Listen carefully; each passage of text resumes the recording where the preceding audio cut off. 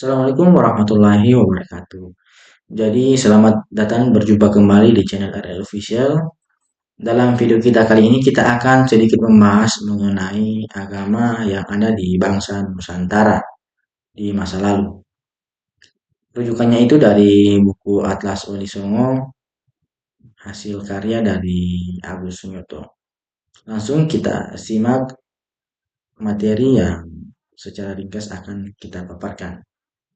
Jadi dalam berbagai penggalian ilmiah mengenai etnis penghuni Nusantara itu sudah diketahui bahwa semenjak kala Pleistosen akhir, para penghuni kuno Kepulauan Nusantara sudah mengenal peradaban yang berkaitan dengan agama.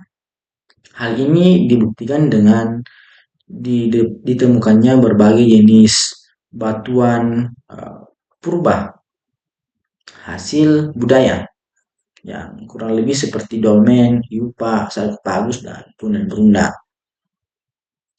Jadi diketahui sejak era Paleolitikum yang berlanjut pada era Mesolitikum, Neolitikum, dan Megalitikum, penghuni kuno Nusantara itu sudah mengenal agama dan berbagai ritual pemujaannya, yang kemudian berlanjut pada era kebudayaan perunggu.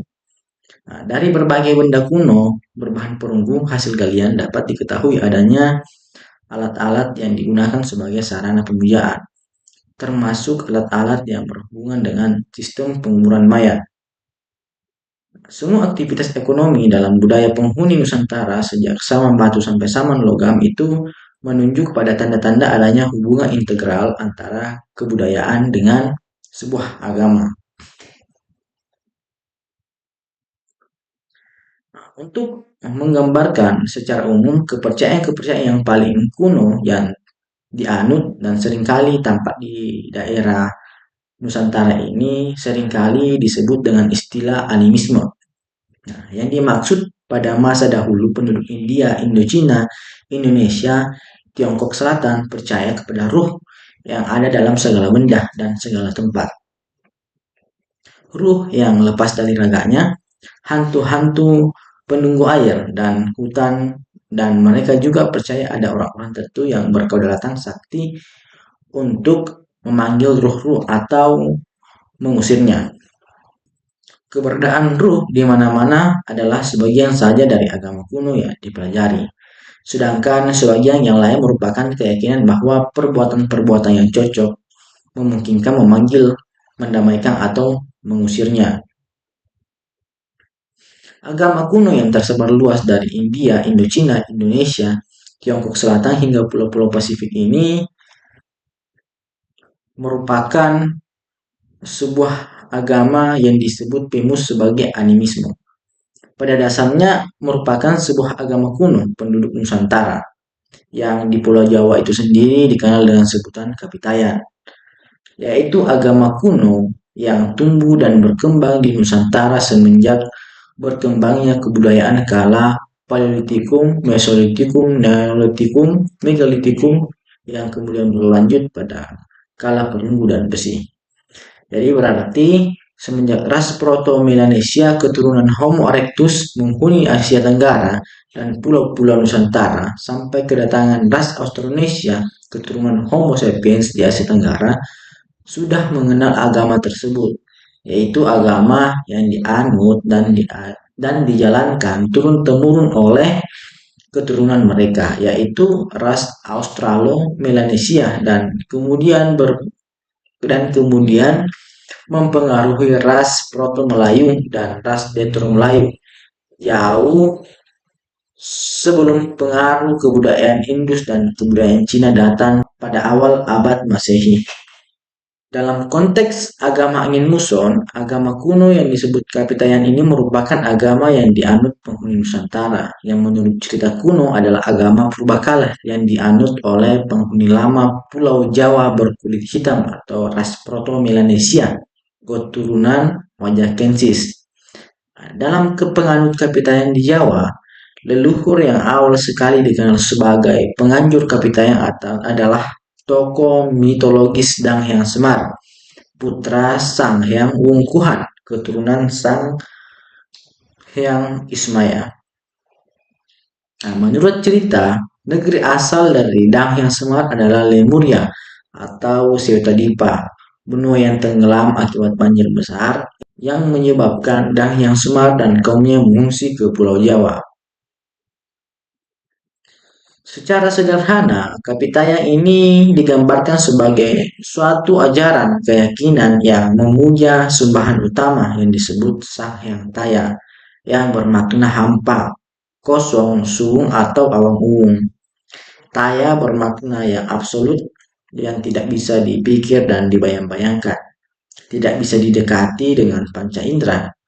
Orang Jawa kuno mendefinisikan Sang Hyang Taya dalam satu kalimat tangkena kinayang apa, alias tidak bisa diapa-apakan keberadaannya. Kata awang uwung bermakna ada tetapi tidak ada, tidak ada tetapi ada. Nah, untuk itu supaya bisa dikenal dan disembah manusia, Sang Hyang Taya digambarkan pribadi dalam nama dan sifat ilahiyah yang disebut tu atau toh yang bermakna daya gaib bersifat adi kodrati. Tu atau to adalah tunggal dalam zat. Satu pribadi tu lazim disebut dengan nama Sang Hyang Tunggal. Dia memiliki dua sifat, yaitu kebaikan dan ketidakbaikan. Tu yang bersifat kebaikan disebut Tuhan, yang sering disebut dengan nama Sang Hyang Wenang. Sedang tu yang bersifat ketidakbaikan disebut dengan nama Sang Manikmaya. Dengan demikianlah Sang Hyang Wenang dan Sang Manikmaya pada hakikatnya adalah sifat saja dari Sang Hyang Tunggal. Karena itu, baik Sang Hyang Tunggal, Sang Hyang Wenang maupun Sang Manikmaya pada dasarnya bersifat gaib dan tidak dapat didekati dengan panca indera maupun dengan akal pikiran. Sang Hyang Tunggal hanya diketahui sifatnya saja.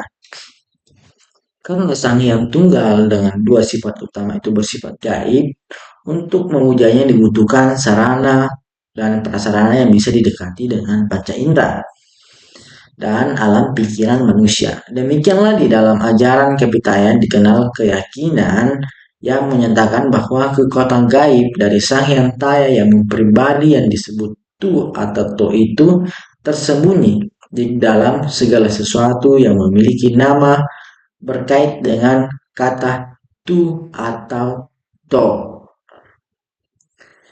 Jadi dalam rangka melakukan puja bakti kepada Sang Hyang Tunggal, penganut Kapitayang itu menyediakan sajen berupa tumpeng, tumpi, tumbu, tuak, tukung untuk dipersembahkan kepada Sang Hyang Tunggal, yang daya gaibnya tersembunyi pada segala sesuatu yang diyakini memiliki kekuatan gaib, seperti tungkup, tunda, watu, tugu, tunggak, tuban, turumbukan, tutup.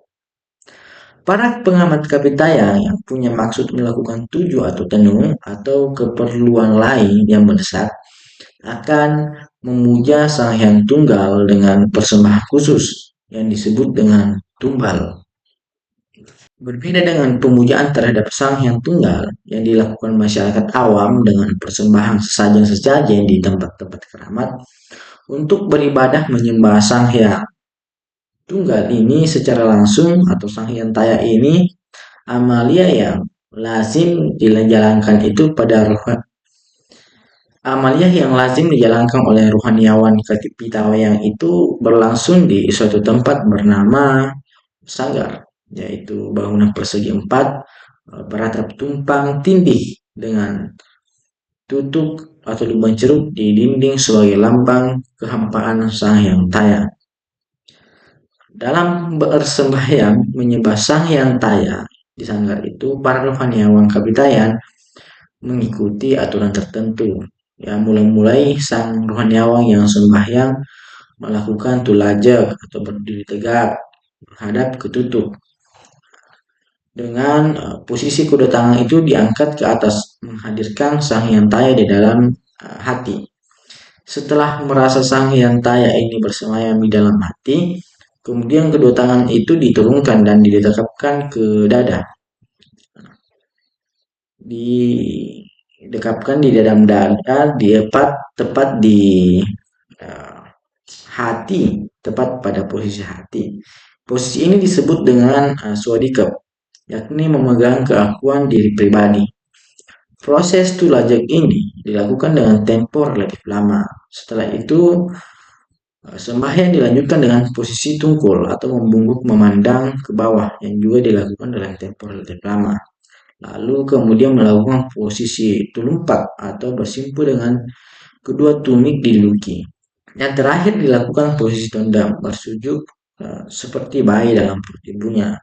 Selama melakukan tulajak, tungkul, tulampak, dan tondam dalam waktu 1 jam lebih itu, Ruhaniawan Kapitaya dengan segenap perasaan berusaha menjaga keberlangsungan keberadaan Sang Hyang Taya yang hampa, yang sudah disemayamkan dalam tutut atau hatinya.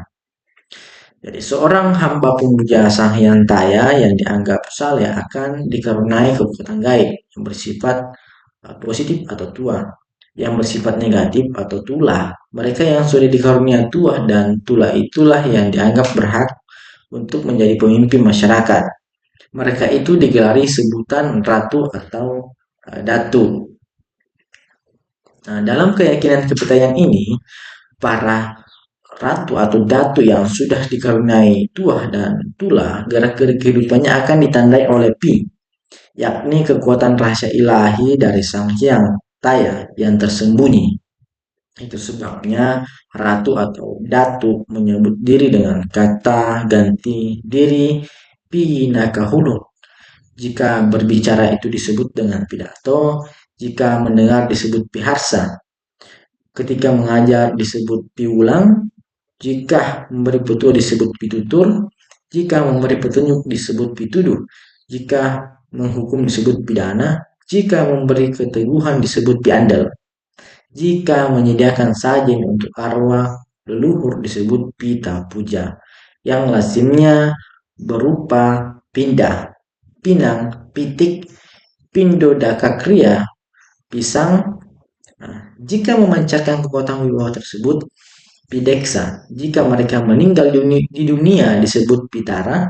Seorang ratu atau datu adalah pengejawantahan kekuatan gaib Sang Hyang Taya. Seorang ratu adalah citra pribadi Sang Hyang Tunggal. Jadi demikian video kali ini, semoga bermanfaat. Assalamualaikum warahmatullahi wabarakatuh.